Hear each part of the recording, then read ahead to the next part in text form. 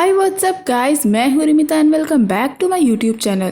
दोस्तों आज मैं एक्सप्लेन करूंगी द गेस्ट सीरीज का एपिसोड 9 और 10। So without wasting any time let's get into the horror coaster ride of the series. Last episode में हमें पता चला था कि यून को पोजेस करने के लिए काफी सारी इविल स्पिरिट आ जाती हैं और अब यून पोजेस्ड हो चुकी थी। मैथ्यू, हेवन प्योंग और कंग यून के बारे में पूछने आते हैं तो पता चलता है कि यून गायब है। मैथ्यू बताता है कि यून उस इंसान के पास जाएगी जिससे वो सबसे ज्यादा नफरत करती है। अब ये लोग यून की माँ से सच पूछते हैं कि वो यून ही है जिसने अपने पिता को मारा और उसके पिता से एक्सीडेंट हुआ था। ये लोग यून की माँ को ये बताते हैं कि उसका पति भी पोजेस्ड था। एक्सीडेंट करने के बाद उसे एंजाइटी हुई जिससे ये इविल स्पिरिट उसकी तरफ अट्रैक्ट हुई और उसके पति के मरने के बाद उन्होंने यून को पोजेस किया। यून की माँ कहती है कि ये सब उसी की वजह से हुआ है। उसने यून से कहा था कि वो यून से डरती है। यून अपने पिता के अंदर स्पिरिट्स को देखती है और वो अपने पिता से बहुत डरती थी। यून की माँ को दुख था कि उसे अपनी बेटी को अंत तक बचाना चाहिए था, लेकिन उसने यून को ऐसे ही छोड़ दिया। मैथ्यू बताता है कि अब वो स्पिरिट यून से उसकी माँ को मारने के लिए कहेगी क्योंकि यून अपनी माँ से नफरत करती है। अब ये लोग यून को ढूंढने निकल जाते हैं। कंग इसकी रिपोर्ट करने वाली थी लेकिन हेवन प्योंग उसे रोक देता है और कहता है कि कंग यून को सारी जिंदगी के लिए खूनी बना देगी,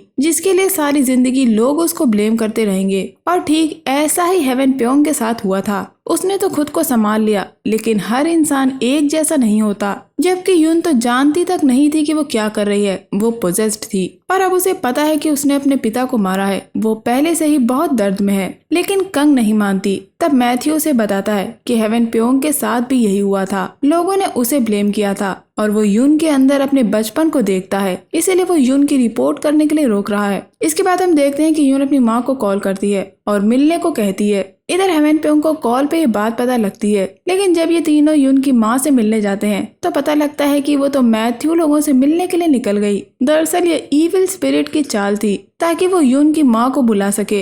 हेवन प्योंग अपने विजन में यून को देखता है जो अपनी माँ पे पत्थर फेंक देती है और अब ये लोग यून की माँ तक पहुँच गए थे। मैथ्यू यून को उस बिल्डिंग में ढूंढता है और बेसमेंट में पहुँच जाता है। वहाँ यून उसे पोजेस्ड हालत में दिखती है। ये बात वो हेवन प्योंग को कॉल करके बताता है। तभी दरवाजा बंद हो जाता है। उस इविल स्पिरिट ने मैथ्यू को वहीं बंद कर दिया था और वो इविल स्पिरिट कहती है कि वो मैथ्यू से अकेले में बात करना चाहती है। अब मैथ्यू यून के हाथ बांध के एक्सॉर्सिज्म करता है, लेकिन यून के अंदर की इविल स्पिरिट ये दिखाती है कि यून बहुत दर्द में है और वो एकदम नॉर्मल है। तभी यून मैथ्यू से पूछती है कि उसके पीछे जो लोग खड़े हैं वो कौन है। दरअसल ये इविल स्पिरिट मैथ्यू को कमजोर करने की कोशिश करती है। वो मैथ्यू को उसके पेरेंट्स की झलक दिखाती है और फिर इविल अपने असली रूप में आता है और हम देखते हैं कि यून मैथ्यू को गाली देती है और कहती है कि वो छुप गया था लेकिन उसकी फैमिली उसकी वजह से मर गई। ये देख के मैथ्यू शॉक हो जाता है और उसके हाथ से रोजरी गिर जाती है और उसमें लगा क्रॉस टूट गया है। बाहर हेवन प्योंग को विजन आता है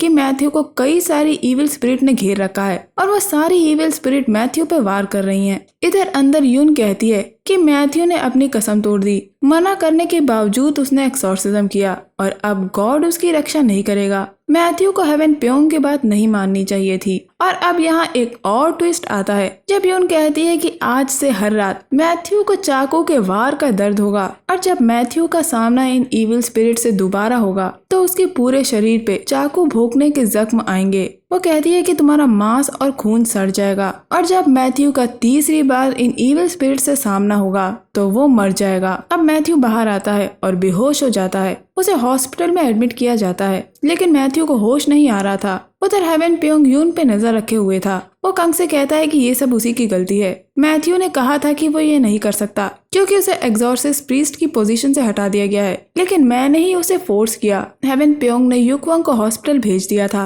ताकि वो मैथ्यू के लिए प्रेयर्स करे और कुछ देर बाद मैथ्यू को होश आ जाता है। वो वापस जाने लगता है जब युक्वांग उसे रोकता है, लेकिन मैथ्यू कहता है कि अगर वो नहीं गया तो हेवन प्योंग और यून दोनों खतरे में पड़ जाएंगे। इसके बाद मैथ्यू वापस आता है, लेकिन हेवन प्योंग नहीं चाहता कि मैथ्यू एक्सॉर्सिज्म करे, लेकिन मैथ्यू ही सबसे पावरफुल प्रीस्ट है और उनके पास और कोई ऑप्शन नहीं है। अब मैथ्यू हेवन प्योंग से एक फेवर मांगता है। वो कहता है कि जब योंगसो पोजेस्ड हुआ था, यानी जो आदमी सबसे पहले पोजेस्ड हुआ था, उसके घर से इन लोगों को एक मरा हुआ कौवा मिला था जिसे जलाने के बाद पार्क इन लोगों ने अपनी शक्तियां खो दी थी और इस बार भी उन्हें कुछ न कुछ मिलेगा और इसी को ढूंढने के लिए मैथ्यू कहता है। अब ये लोग यून के पिता की कार में ढूंढने लगते हैं और उन्हें वहाँ एक चाकू मिलता है। युक्वांग ने उस चाकू को सील कर दिया था। युक्वंग बताता है कि अभी उस चाकू की एनर्जी कुछ समय के लिए ही बंधी हुई है, लेकिन उन्हें ये चाकू तोड़ना होगा। इधर मैथ्यू और कंग यून को उसकी माँ के पास हॉस्पिटल में ले आते हैं, क्योंकि यून को लगता है कि उसकी माँ उससे नफरत करती है और इसीलिए वो पोजेस्ड हो गई। यून मैथ्यू की तरफ देखती है और उसे दर्द होना शुरू हो जाता है। ये जानते हुए कि मैथ्यू को हर रात चाकू के वार का दर्द होगा, वो फिर भी एक्सॉर्सिज्म करता है और ये बात वो किसी को नहीं बताता है। इधर मैथ्यू एक्सॉर्सिज्म करता है और उधर हेवन प्योंग और युक्वंग उस चाकू को तोड़ने की कोशिश कर रहे थे।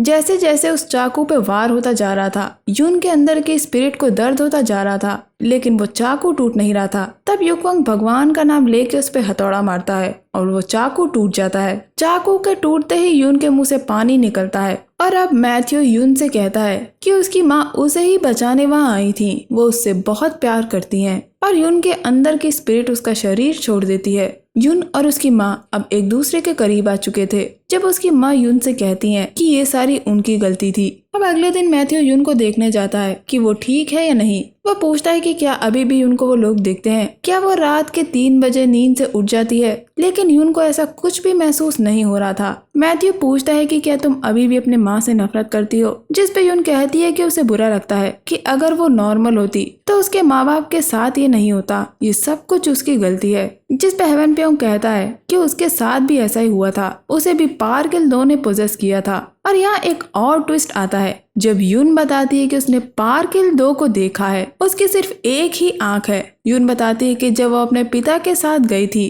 तो उसने वहाँ पार्किल दो को खड़ा देखा था। हम देखते हैं कि यून के पिता किसी से मिले थे, लेकिन यून की याद धुंधली हो चुकी थी क्योंकि उसने पार्किल दो को देखा था। अब हेवन प्योंग कहता है कि वो लोग यून को होंगजो के सामने लेके जाएंगे जिससे यून उसे पहचान लेगी, लेकिन ये खतरनाक है क्योंकि यून वापस पोजेस हो सकती है। साइकिक होने की वजह से वो सेंसिटिव है। यून ये सारी बात सुन लेती है और हेवन प्योंग की तरह वो भी पार्किल दो को पकड़वाना चाहती है क्योंकि उसके पिता को भी पार्किल दो ने पोजेस किया था। इसके बाद हम देखते हैं कि मैथ्यू यून को होंगजो से मिलवाने ले जाता है और यून बताती है कि होंगजो के पीछे उसने पार्किल दो को नहीं बल्कि एक लड़की को देखा था जिसने स्कूल यूनिफॉर्म पहनी थी, यानी कि हियोन, जिसका खून होंगजो ने किया था। यहाँ हमें ये पता लग गया है कि होंगजो पार्किल दो नहीं है, तो आखिर होंगजो कौन है। मैथ्यू कहता है कि होंगजो का पार्किल दो से कोई कनेक्शन तो होगा, वरना हियन के केस के दोनों आई विटनेस 20 साल बाद एकदम से कैसे मर गए। और यहाँ एक और ट्विस्ट आता है। हम देखते हैं कि होंगजो पार्किल दो से मिलने जाती है और उसकी मदद के लिए थैंक यू बोलती है। वो पार्किल दो से कहती है कि ये तीनों यानी कि हेवन प्योंग, मैथ्यू और कंग उसे परेशान कर रहे हैं और पार्किल दो उसकी मदद करे। अब सीन घूमता है और अब मैथ्यू को देखते हैं। मैथ्यू को हर रात चाकू भोंकने का दर्द होने लगा था। तभी हेवन प्योंग उसे मिलने आता है और पूछता है कि क्या वो बीमार है। मैथ्यू झूठ बोल देता है कि उसे कोल्ड हुआ है। मैथ्यू की हालत वाकई बहुत खराब थी। हेवन प्योंग बताता है कि युक्वंग यून पे एक एक्सॉर्सिज्म करेगा जिससे वो पार्किल दो और उन स्पिरिट्स को नहीं देख पाएगी। ये जानते हुए कि यून ही वो आखिरी इंसान है जिसने पार्किल दो को देखा था, हेवन प्योंग ने फिर भी युक्वंग से ये करने को कहा ताकि यून के बचपन पे कोई बुरा असर न पड़े। हेवन प्योंग यहाँ ये भी बताता है कि उसने यून से पूछा था कि क्या यून को उसके पीछे उसकी माँ और ग्रैंड माँ दिखती हैं, लेकिन यून ने बताया कि हेवन प्योंग दूसरों से अलग है और वो उसके आसपास कुछ भी नहीं देख पा रही है। पता नहीं ये इसलिए है क्योंकि हेवन प्योंग स्पेशल है या फिर पार्किल दो की वजह से ऐसा है। मैथ्यू जानता है कि हेवन प्योंग उसके भाई के बारे में पूछने आया है। वो हेवन प्योंग को अपने भाई की चीजें दिखाता है जो उसकी डेड बॉडी के पास मिली थी और हेवन प्योंग को वहाँ एक रिंग दिखती है जो रिंग हेवन प्योंग को फादर चोई के सामान में मिली थी। वो हेवन प्योंग के पेरेंट्स की थी और अब वो कंग से अपने पिता को ढूंढने के लिए कहता है क्योंकि जिस रात फादर चोई की मौत हुई थी उसी रात हेवन प्योंग के पिता घर छोड़ के चले गए थे। कंग हेवन प्योंग के पिता का पता लगाती है तो एक चर्च के फादर से उसे पता लगता है कि हेवन प्योंग के पिता पहले उस चर्च में आया करते थे, लेकिन बाद में वो अजीब हो गए और बोलने लगे कि डेविल उनके पीछे है। अब वो एक एम्प्लॉयमेंट एजेंसी जाया करते हैं। अब कंग और हेवन प्योंग उस एजेंसी के बाहर इंतजार करते हैं। वो लोग एक आदमी को अंदर जाता देखते हैं। हेवन प्योंग को लगता है कि वो उसके पिता हैं, लेकिन वो उसके पिता नहीं थे। तभी वहाँ उसके पिता आते हैं और हेवन प्योंग उन्हें बताता है कि वो उनका बेटा है, लेकिन उसको देख के उसके पिता वहाँ से डर के मारे भाग जाते हैं। हेवन प्योंग उनका पीछा करता है, लेकिन उसके पिता उसको घायल कर देते हैं। उन्हें लगता है कि हेवन प्योंग पार्किल दो है और उसके पिता वहाँ से चले जाते हैं। कंग मैथ्यू से कहती है कि वो हेवन प्योंग के पिता के पास जाए और पता लगाए। अब मैथ्यू हेवन प्योंग के पिता के पास जाके पार्किल दो के बारे में पूछता है क्योंकि हेवन प्योंग के पिता ने पार्क इल दो शब्द बोला था। लेकिन मैथ्यू के मुंह से ये नाम सुनते ही हेवन प्योंग के पिता डर जाते हैं। उन्हें लगता है कि मैथ्यू को पार्क इल दो ने पोजेस किया है और उसे मारने के लिए भेजा है। तब मैथ्यू बताता है कि फादर चोई तुम्हारे घर तुम्हारे पोजेस बेटे को देखने आए थे। फादर चोई उसी का भाई था। अब मैथ्यू वो रिंग हेवन प्योंग के पिता को दिखाता है जो उसके भाई की डेड बॉडी के पास मिली थी और पूछता है कि वो रिंग वहाँ क्या कर रही थी। अब हेवन प्योंग के पिता सारी कहानी बताते हैं कि जिस रात वो हेवन प्योंग को मारने की कोशिश कर रहे थे उस रात हेवन प्योंग घर से भाग गया था और हेवन प्योंग के पिता अपने बेटे को ढूंढने के लिए निकल गए थे। तभी उन्हें रास्ते में फादर चोई पोजेस्ड हालत में जाते हुए दिखे थे। हेवन प्योंग के पिता ने उनका पीछा किया और देखा कि फादर चोई ने खुद को फांसी लगा ली है जिससे उनका दम घुट रहा था। हेवन प्योंग के पिता काफी देर तक फादर चोई को पकड़े रहे ताकि उनकी जान न जाए, लेकिन पार्क इल दो नहीं चाहता था कि चोई जिंदा रहे, इसीलिए उसने फादर चोई से हेवन प्योंग के पिता की उंगली तुड़वा दी, जिससे हेवन प्योंग के पिता की अंगूठी फादर चोई के हाथ में रह गई और हेवन प्योंग के पिता ने फादर चोई को छोड़ दिया। मरने से पहले फादर चोई ने हेवन प्योंग के पिता से कहा था कि अगले तुम होगे और अपने बेटे से दूर भाग जाओ। ये बात मैथ्यू हेवन प्योंग और कंग को बताता है, लेकिन अगर फादर चोई खुद ही पार्क इल दो थे तो उन्होंने हेवन प्योंग से दूर भागने को क्यों कहा? मैथ्यू कहता है कि शायद इसलिए क्योंकि पार्क इल दो उन्हें कंफ्यूज करना चाहता है। या हेवन प्योंग कहता है कि पार्क इल दो उसकी बॉडी से उसी वक्त निकल गया था। अब मैथ्यू यहाँ बताता है कि हेवन प्योंग के पिता ने ये भी बताया कि उस हादसे के बाद वो पूरे देश में घूमते रहे पार्क इल दो की तलाश में। वो जानना चाहते थे कि पार्क इल दो कोई घोस्ट है या जिंदा इंसान, और उन्होंने इस नाम से हर जिंदा और मरे हुए इंसान के बारे में पता किया। लेकिन पार्क इल दो नाम का कोई भी इंसान एग्जिस्ट नहीं करता है, वो कभी इंसानी रूप में था ही नहीं। हेवन प्योंग ने ज्यादा पी ली थी और मैथ्यू उसके लिए कुछ खाने की चीजें उसके घर में छोड़ जाता है ताकि हेवन प्योंग आराम कर सके। अब मैथ्यू और कंग हेवन प्योंग के गांव पार्क इल दो के बारे में और डिटेल्स जानने के लिए जाते हैं, लेकिन उनकी मदद कोई भी नहीं करता। तब एक औरत उनसे कहती है कि वो उस बूढ़े आदमी से पूछें, और वो बूढ़ा आदमी और कोई नहीं बल्कि हेवन प्योंग के दादाजी हैं। अब ये लोग हेवन प्योंग के दादाजी के पास जाते हैं, लेकिन उन्हें ये नहीं बताते हैं कि वो हेवन प्योंग को जानते हैं। ये लोग बस पार्क इल दो के बारे में पूछते हैं। ये सुनते ही हेवन प्योंग के दादाजी उन्हें वहाँ से जाने के लिए कहते हैं। तब मैथ्यू कहता है कि वो फादर चोई का भाई है और वो पूछता है कि कई साल पहले एक आदमी पार्क इल दो से पोजेस्ड होकर समुद्र में गिर गया था, उस वक्त आखिर क्या हुआ था? तब हेवन प्योंग के दादाजी बताते हैं कि ये आज से 60 साल पहले की कहानी है। एक आदमी पोजेस्ड हो गया था जो समुद्र में डूबा नहीं बल्कि वहाँ खड़ा रहा और लोगों को घूरता रहा। वो कोई इंसान नहीं था। दोस्तों, ये वही कहानी है जो स्टार्टिंग में हमने सुनी थी। हेवन प्योंग के दादाजी बताते हैं कि वो आदमी अचानक से उनके गांव में दिखा जिसने लोगों को मारना शुरू कर दिया। जब लोग उसे पकड़ने गए तो उसने अपनी एक आंख फोड़ ली और समुद्र में कूद गया। हेवन प्योंग के दादाजी ने उस आदमी का पता लगाया तो उन्हें उसकी फैमिली के बारे में पता लगा और ये सारी डिटेल्स वो मैथ्यू को दे देते हैं, लेकिन वो ये नहीं कह सकते कि वो आदमी पार्क इल दो से पोजेस्ड होने वाला पहला आदमी था। कंग कहती है कि आखिर 60 साल पहले पार्क इल दो ने लोगों को क्यों मारा, आखिर उसका क्या मकसद था? जिसपे मैथ्यू कहता है कि ईविल का कोई मकसद नहीं होता, वो बस इंसान को दर्द देना पसंद करता है और अब हम भी उसके खेल का हिस्सा हैं। और यहाँ हमें पता लगता है कि पार्क इल दो का जो पहला विक्टिम था, यानी वो आदमी जो समुद्र में कूद गया था, उसका नाम है लीचुल। अब मैथ्यू और कंग लीचुल के घर जाते हैं जहाँ वो रहा करता था।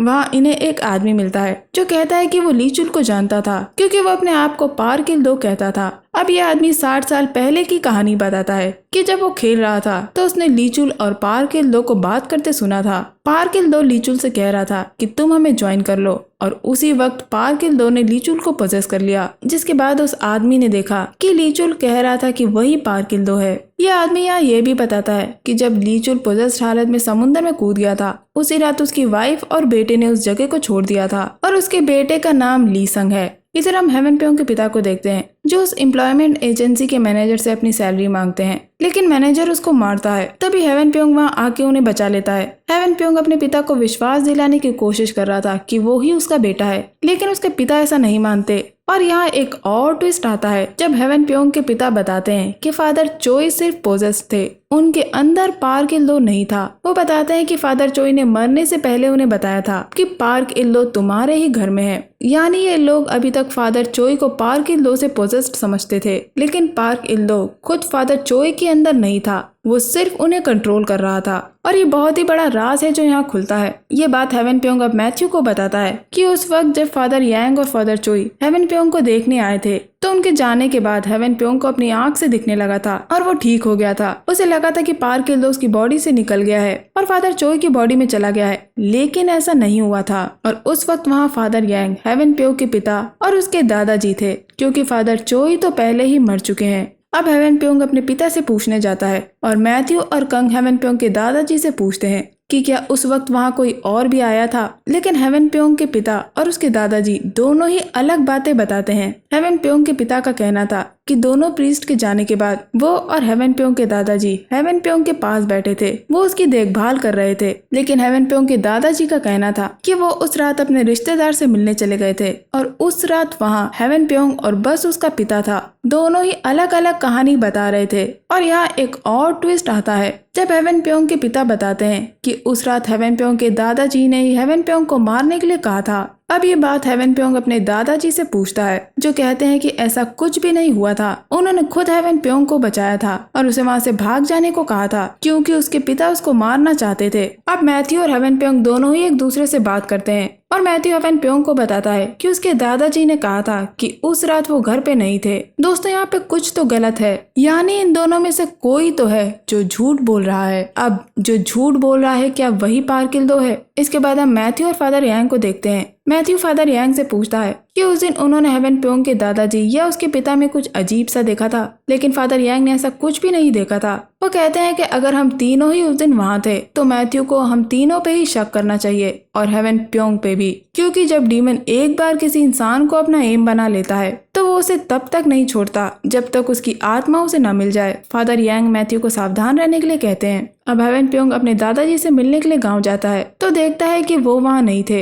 एक आदमी से हेवन प्योंग को पता लगता है कि उसके दादाजी आजकल बहुत ट्रैवल कर रहे हैं, वो सैंगयोन सिटी आते जाते रहते हैं। हेवन प्योंग को घर में बस टिकट्स मिलते हैं, जबकि उसके दादाजी ने कहा था कि उन्हें सफर करना पसंद नहीं है। तभी हेवन प्योंग को अपने पिता का कॉल आता है, जो उसे बताते हैं कि उसके दादाजी वहीं पे हैं और हेवन प्योंग के पिता उसको मिलने के लिए बुलाते हैं। इधर कंग उस आदमी यानी ली चुल के बेटे से मिलती है और कंग को पता लगता है कि मरने से पहले पार्क किल्दो कौन था। ये बात वो मैथ्यू को बताती है। दोस्तों यहाँ ये गुत्थी और उलझ गई है, क्योंकि हेवन प्योंग के पिता का कहना था कि पार्क किल्दो कभी इंसानी रूप में था ही नहीं, लेकिन ली चुल के बेटे से हमें पता लगता है कि पार्क किल्दो मरने से पहले कोई इंसान था। आखिर पार्क किल्दो क्या है? इधर हेवन प्योंग अपने पिता से मिलने जाता है, जब उसके पिता उससे माफी मांगते हैं कि उन्होंने अपने बेटे को ऐसे ही छोड़ दिया था। और दोस्तों यहाँ अब एक और बड़ा ट्विस्ट आता है जब हेवन प्योंग के पिता बताते हैं कि दरअसल पार्क किल्दो हेवन प्योंग के दादाजी हैं। तभी हम देखते हैं कि हेवन प्योंग के पिता को एक कॉल आता है और कॉल के दूसरी तरफ कुछ डिस्टर्बिंग वॉइसेस आ रही थी, जिसके बाद हेवन प्योंग के पिता पोजेस्ड हो जाते हैं। हेवन प्योंग को विजन में दिखता है कि उसके पिता पोजेस्ड हो चुके हैं और वो वापस आके हेवन प्योंग को मारने की कोशिश करते हैं और बस ये एपिसोड यहीं एंड हो जाता है। दोस्तों ये मिस्ट्री और भी उलझती जा रही है कि पार्क किल्दो आखिर क्या है? क्या वो कभी इंसानी रूप में था या वो इविल स्पिरिट है जो कभी इंसानी रूप में थी ही नहीं? आखिर कौन पार्क किल्दो के कांटेक्ट में सबसे पहले आया था और क्या हेवन प्योंग के दादाजी ही पार्क किल्दो हैं? इन सवालों के जवाब जानने के लिए आगे के एपिसोड्स का वेट जरूर करिएगा। तो दोस्तों ये था मेरा video explanation the guest series के एपिसोड 9 और 10 को लेके। उम्मीद करती हूँ आपको ये वीडियो अच्छा लगा होगा। अगर आपको मेरा ये वीडियो पसंद आया है तो चैनल को लाइक शेयर और सब्सक्राइब जरूर करिएगा। मैं मिलूंगी आपसे अगले वीडियो में, तब तक के लिए अपना बहुत ख्याल रखिए। Stay safe, keep hunting, lots of love.